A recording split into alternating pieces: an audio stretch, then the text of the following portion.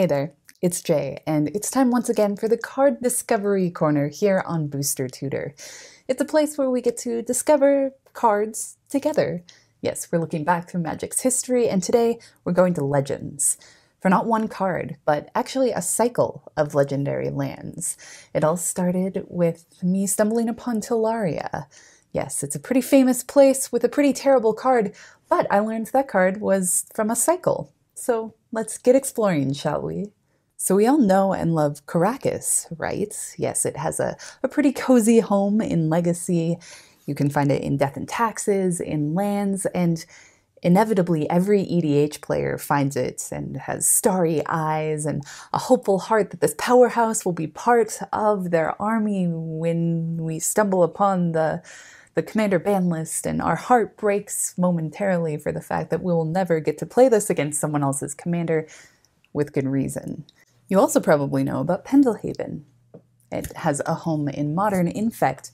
Yes, that's right. I said Modern. It saw a reprint in Time Shifted. But what about the other three children in this set? Talaria.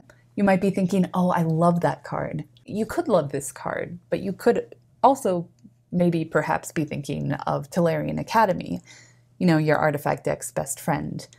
This taps for a blue, or it taps to remove banding, or bans with others from one single target. You remember the last time you ran into banding? And then there's Urborg.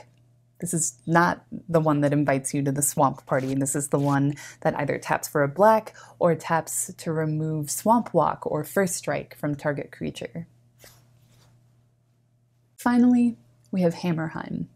It either taps for a red or it taps to remove any instance of land walk from a single creature.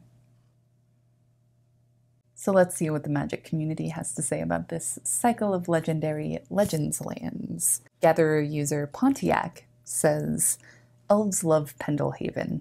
Every elf deck should have one. Bersama says, not bad. Not bad at all. When looking at Caracas, Gatherer user Craghack says, why was this uncommon?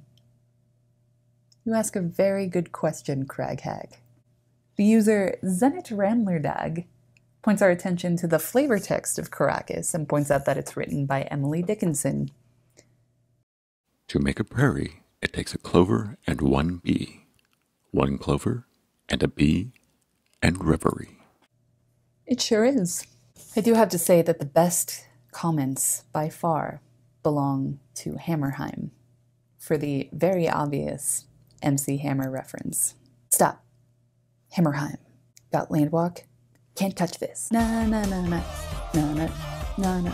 As the Gatherer section points out in all of these, why not run at least a couple in your decks, unless you have an overwhelming fear of Blood Moon, and let's be honest, that's a real fear that we all face.